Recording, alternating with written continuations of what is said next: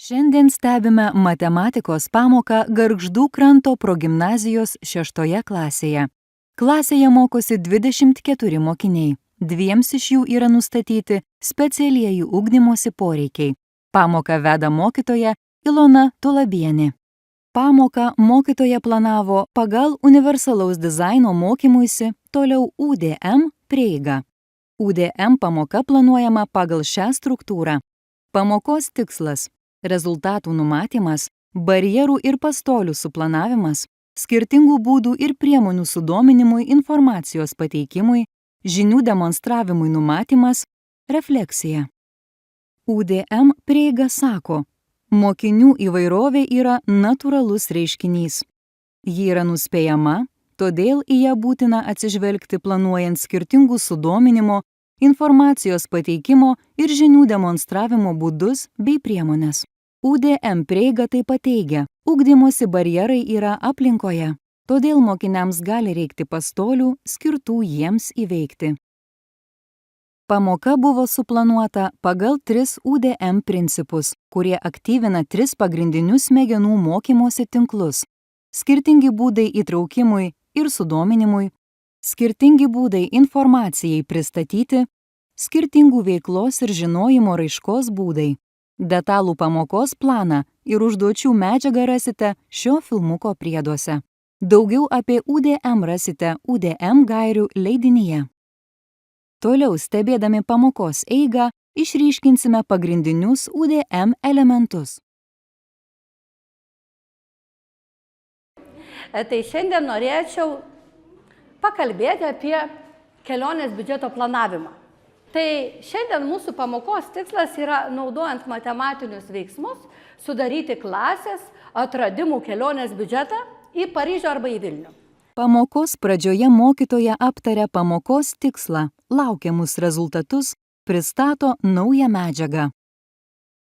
Mokiniai skatinami patys kelti mokymosi tikslus, taip ugdant savivaldaus mokymosi gebėjimus. Kadangi šis gebėjimas gali būti ugdomas, mokytoja sąmoningai įtraukia mokinius į tikslo formulavimą. Tiksliniai klausimai padeda mokiniams struktūruoti mintis, suskaidyti užduotį į mažesnius žingsnius ir ją geriau suprasti. Mokytoja pasirenka mokiniams aktualią temą – kelionės planavimas pasirinktų maršrutų. Mokiniai turės nuspręsti, kur nori vykti, taip pat apskaičiuoti pasirinktos kelionės biudžetą. Dabar įsivaizduokit situaciją tokią, kad mūsų Gargždų kranto progimnazijos 6-okai dalyvavo jaunų išradėjų konkurse. Tie, kurie organizavo tą konkursą, skyrė prizą. Piniginį, bet to piniginio prizo neduoda jums į rankas, bet leidžia išleisti kelioniai. Rėmėjai padidino tą prizą. Ką reiškia prizą padidinti? Turėsim daugiau pinigų. Pristatydama naują medžiagą, mokytoja atsisako aiškinimo ir naudoja atvirų klausimų metodą. Pirmoji dalis skirta biudžeto sąvokų išsiaiškinimui. Antroji naujos medžiagos pristatymo dalis skirta matematinių procedūrų išsiaiškinimui. Mokiniai provokuojami prisiminti ir susieti biudžeto ir matematinės sąvokas. Pamokoje informacija yra pateikiama skirtingais būdais. Mokiniai girdi mokytoją, kitų mokinių atsakymus, mato užduotis ekrane. Taip pat gali paskaityti medžiagą raštu. Tai padeda jiems skirtingais būdais priimti informaciją. Toks pristatymas naudingas visiems mokiniams, ypač tiems, kuriems svarbu regimasis arba struktūruotas mokymasis.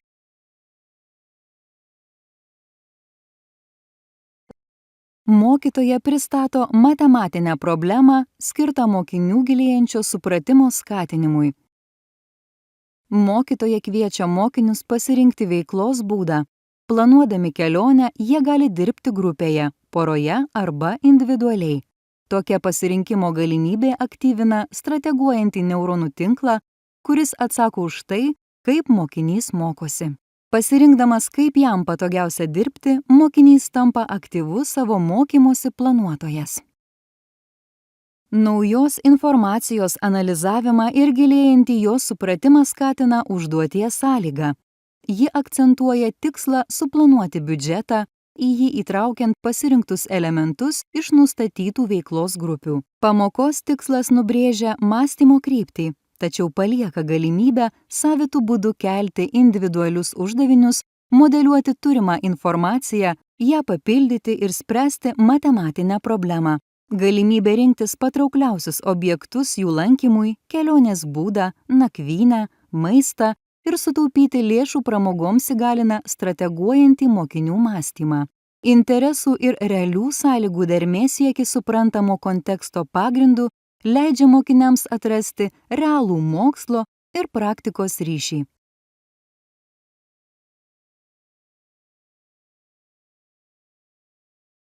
Kokį norit? Nori Jonai tokį? Niekas nenori. Pomidau centras veikiojas pomidau. Kažkas nori? Centras. Paryžiaus katakombos? Nors irgi. Tada Jonai Paryžiaus katakombos bus. Aš noriu katakombos su kaukolė. Švento Jėzaus širdies bazilika. Tai, čia transporto kažkokies. O tu norėtum atsilenkti? Paprasčiausiai. Bet tada tu negalėsi. Tu negalėsi kitų šalių. Nakvynę pasimsim pačią. Vis tiek mes keliausim, nebūsim kambarį. Jo. Svarbiausia, kad galime. Jo. Mes čia prašome, kiek kainuos liftu važiuoti. Tai iki antro aukšto, kiek reikės liftų. Biškį reikės paviršinę taip pat. Čia turi būti bilietas parašyta. Aš čia parašyta. Maitinimas. Gerai, čia maitinimas mes kalbame. Tai gerai, pasiemam transportą, taip ir parašom. Transportas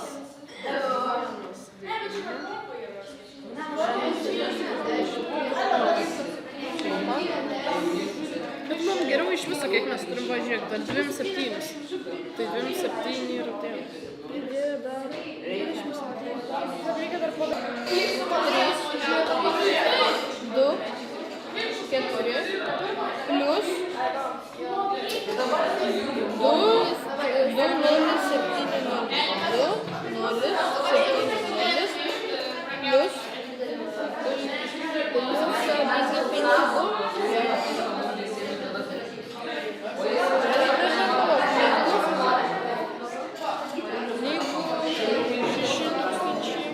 Mokiniai, dirbdami drauge, dalijasi idėjomis, priima bendrus sprendimus ir padeda vieni kitiems geriau suprasti nagrinėjamus dalykus.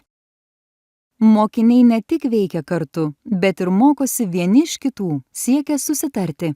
Jie taiko matematinius veiksmus realioje situacijoje, skaičiuoja procentus, palygina kainas, apsvarsto pasirinkimų vertę. Darbas skaičiuotuvu moko trupmenas keisti į skaičius su dešimtainėmis ir šimtainėmis. Grupėse mokiniai pasidalina atsakomybėmis.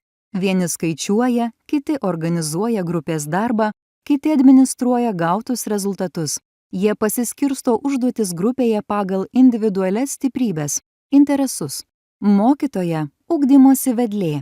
Ji švelniai moderuoja procesą, suteikdama tik tiek pagalbos, kiek reikia, kad mokiniai galėtų savarankiškai atlikti užduotį. Žinių pritaikymas praktikoje, remiantis UDM prieiga, aktyvuoja smegenų tinklus atsakingus už strategavimą.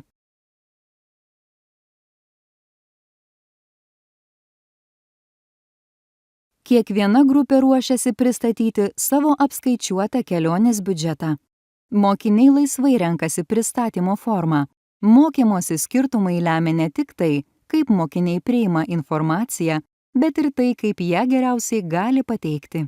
Pristatymų metu išryškėja, kad visi vaikai pasiekė pagrindinį tikslą – sudarė atradimų kelionės biudžetą.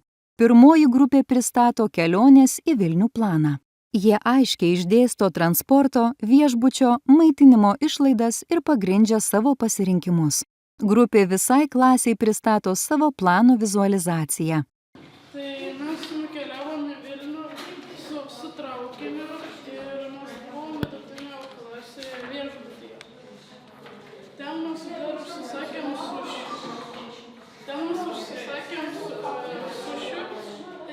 Dar pasidarėm namuose maisto ir atsigėrėm stalo vandens.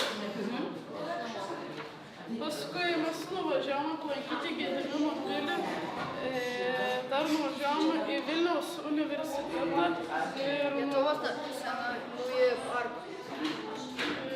ir Lietuvos nacionalinį muziejų.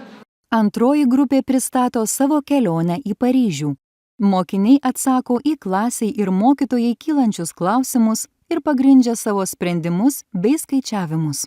Matematiniai veiksmai ir biudžeto sąvokos tampa prasmingais, nes mokiniai gali juos paaiškinti gyvenimiškos situacijos kontekste. Apgyvendinimas 4 žmonėms sumokėjom 3200, prabangiausiam viešbutį. Ir maitinimui 4 asmenims mokėjom 220 eurų. Tai mes apsilankėme 3 vietas. Pirma buvo Eifelio bokštas ir sumokėjom 170 eurų. Tad mūsų biudžetas buvo 14 859 eurų. Ir mums po kelionės liko 9456 eurai ir 30 centų. Aha, o klausimą jums dabar dar irgi tokį pat kaip ir anai grupiai. Mes buvom aptarę, kad mes skaičiuojam visai klasiai, tai yra 21 žmogui. Tai kaip dabar galvojat, kad jūs pamastykit, ar užtekti tos likusios sumos, kad taip pat lygiai prabangiai pagyventų ir likę jūsų kolegos 17. Tai į ką tada reikėtų atkreipti dėmesį?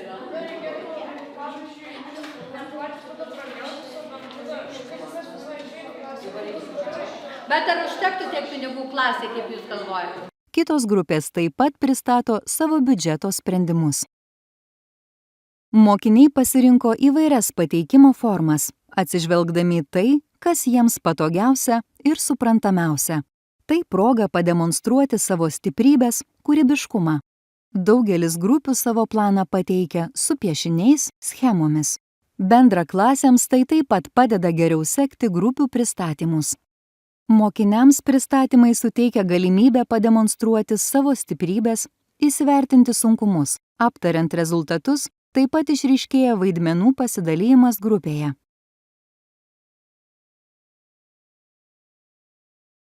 Šioje pamokoje matėme, kaip universalus dizainas mokymuisi gali praturtinti ugdymo procesą. Matematikos mokytoja rėmėsi UDM pamokos struktūra. Aiškiai iškėlė pamokos tikslą. Leido mokiniams savarankiškai rinktis mokymosi formas, saviraiškos būdus, pastolius. Mokytojos padėjėja dirbo ne individualiai su vienu ar kitu mokiniu, bet buvo mokytojos pagalbininkė. Tai leido mokiniams, patiriantiems sunkumų, bendradarbiauti su kitais mokiniais ir atskleisti savo stiprybės, ugdyti naujus įgūdžius. Kiekvienas mokinys turėjo galimybę dirbti savo tempu, gauti pagalbą tada, kai jos prireikė. UDM prieiga paremta neuromokslų įrodymais apie mūsų visų smegenų veiklą mokymosi metu. UDM aktyvuoja 3 svarbiausius smegenų mokymosi tinklus – emocinius, pažinimo ir strategavimo. Tai padeda užtikrinti visų mokinių veiksmingą giluminį mokymąsi. UDM prieiga stiprina ne tik mokinių žinias, bet ir jų pasitikėjimą savimi, kuria emocinį ryšį su ugdymosi procesu bei skatina mokymosi džiaugsmą. UDM teigia, vidutinis mokinys neegzistuoja. Universalus dizainas mokymuisi – tai strategija, kuri leidžia ugdymosi procesą struktūruoti taip, kad jis lankščiai prisitaikytų prie kiekvieno mokinio mokymosi poreikių, tiek turinčių didelį mokymosi potencialą, tiek įvairių sunkumų ar informacijos apdorojimo skirtumų. Taip kiekvienas mokinys ar mokinė gali patirti sėkmę.